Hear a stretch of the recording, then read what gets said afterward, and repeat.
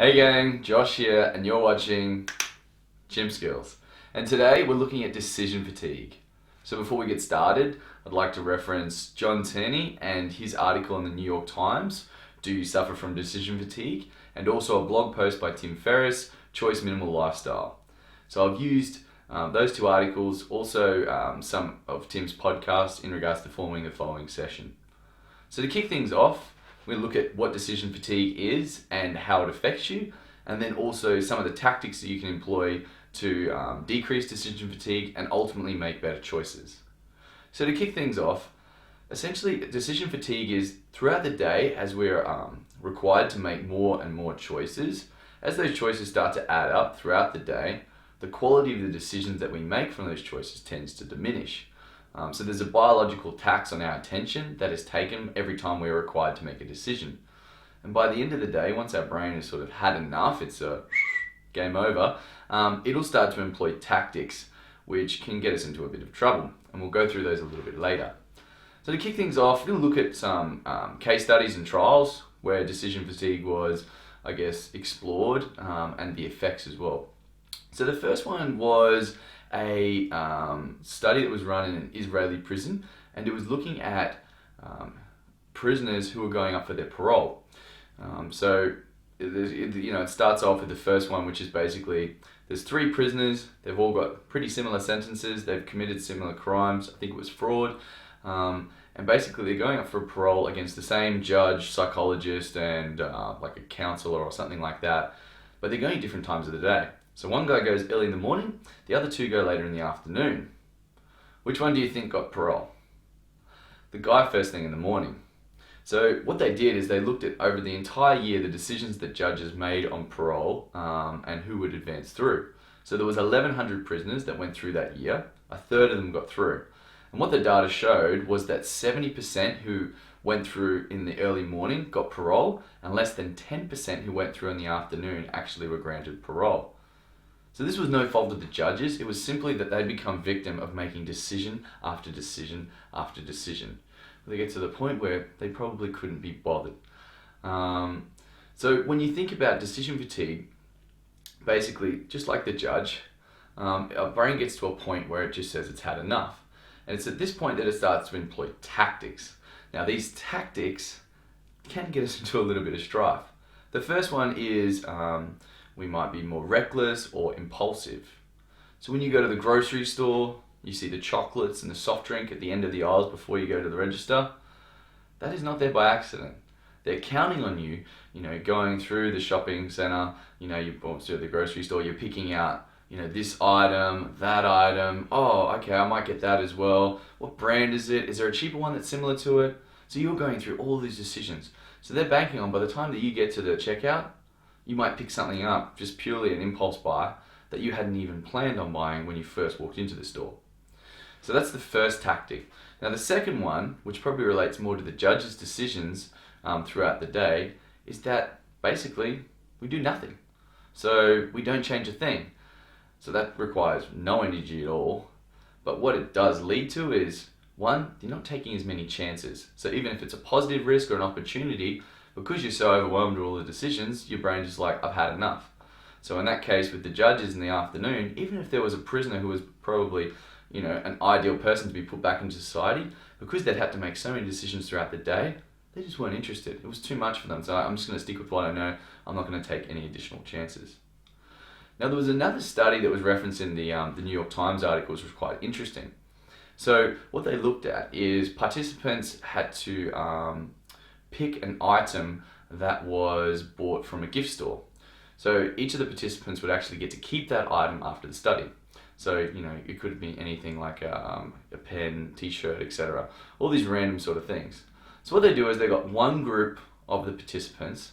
They said, okay, you can keep this item, but first you have to answer a set of questions and you have to make a choice. So they asked them, would you like a pen? Would you like a candle? Would you like an almond candle, vanilla scented candle? Would you like a candle? Would you like a shirt? Would you like a white shirt or a red shirt? And so on. So they were asked to make a choice.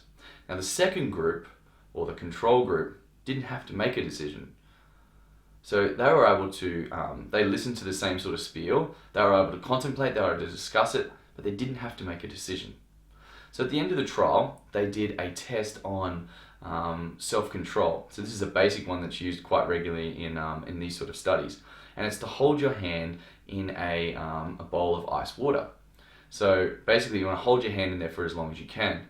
So this requires a lot of self-control because their natural reaction is to pull it out. What they found is the people who had to make that decision when they were asked all those questions pulled their hand out around 27 seconds, whereas if the group that didn't have to actually make a decision held on for around 67 seconds on average. So they more than doubled their score. So it's showing the level of self-control they had after being asked all those questions. Now, when you look at decisions that we have to make on a daily basis, we're making compromises and stuff like that. But if we're, for instance, got to the point where all of our energy is being consumed with sort of smaller, irrelevant sort of details, around our lives, when it comes to making those important decisions, we haven't got any energy left. So what we're going to do now is we're going to look at some of the tactics that you can use to overcome some of this decision fatigue and ultimately make a better choice. Tactic number 1, make rules, checklists, anything that can reduce the amount of decisions you make on those sort of smaller, unnecessarily components of your life. So for example, you go on shopping, make a list. That way you'll avoid unwanted distractions. Another couple that I picked up from podcasts which are really interesting, say for instance when you're really busy doing something but you see things around the house and you think, I've got to do that, I've got to do that, I've got to do that. If I can do something in under a minute, I'll do it there and then. If it takes longer than a minute, then I'll park it. Another one which was really cool that I heard, that I've employed, is that, say for instance, every time you come to an orange light, you may get a little release of adrenaline. You're like, should I go, should I wait? So it's simple, let's avoid that decision altogether. I make a rule, if I see an orange light, I just stop. That way it avoids going through that whole process and I'm not investing any energy in that. Rule number 2 is don't dwell on outcomes that you can't resolve. So if, say for instance, you get an email from your work on Friday afternoon, don't look at it if you can't deal with it till Monday morning. All that 48 hours and you're going to spend worrying about whatever was in that email as opposed to, staying present in the moment and enjoying your weekend. So you don't want to have that all taken away from you, you want to enjoy your weekend. So don't look at those emails, even if you're just scanning and you see a subject, that can sort of spark like a little distraction in your mind and can preoccupy you for, your whole weekend. You can miss out on it. Number 3 is to limit variation when it's not needed. So say for instance, you might develop a morning routine. So, have it planned what you're going to have for breakfast, what you're going to wear. Think of the first hour of your day like if you could give someone a sheet of paper and they could do exactly that. Now, I'm not saying you can take variation out of all of your life. What I'm saying is you want to reduce variation, I guess, in the mundane sort of components. Like, for instance, the first hour when you wake up, that's just, something that we all sort of go through that grind. You might make your cup of coffee or what have you. And you want to save the variation and the decisions for the fun things you do, like leisure activities and, when you're traveling and experiencing and all those kind of things. So it's a way that you can actually, by developing a routine, it can actually make you more creative because the whole time you're like saving your energy from not making those meaningless decisions, you can use that energy later for resources that you want, whether it's learning a new skill or learning a new language or if you're at uni studying. So that's tactic number 2. Tactic number 3. Number 4 is don't sweat the small stuff. So Tim Ferriss talks about this in, I think it's the 4-Hour Workweek. Basically, he was sick of his employees coming to him every time they wanted to make a decision that would cost money. So what he did was he employed a concept that if the employee could deal with this problem and it was going to cost less than $100, then they had the okay.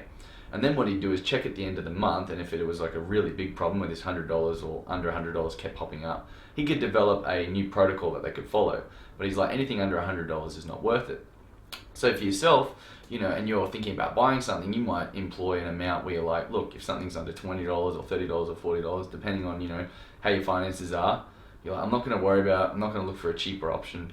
I'm just going to go and buy it. So that could be a product, service, anything like that.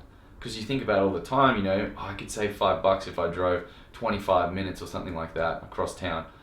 When at the end of the day, it's probably not worth it. If you think about how valuable your time is, you're never going to get that back for that amount of money. If it's a big ticket item, it's a few $1,000s or whatever, then it's worth investing your time. But I guess you've got to think of attention like a resource that you can't get back. Whereas money is something you can continually earn, but once your attention's gone, it's gone. So yeah, I guess place a high value on your own time and then also your attention. And number 5 is to complain less. So, once a decision's been made and it's irreversible, there's no point on dwelling that. When we have regret, the most common form of it is to complain. And, that can be very emotionally taxing to yourself, and it also can just drain others around you. So I've actually got another video that I'm going to make on tips on how to complain less and sort of some strategies around that, and I'll release that a bit later. But yeah, if you can avoid being regretful and complaining, once a decision's made, you basically just live with it. If it's reversible and you can change it, then definitely address it.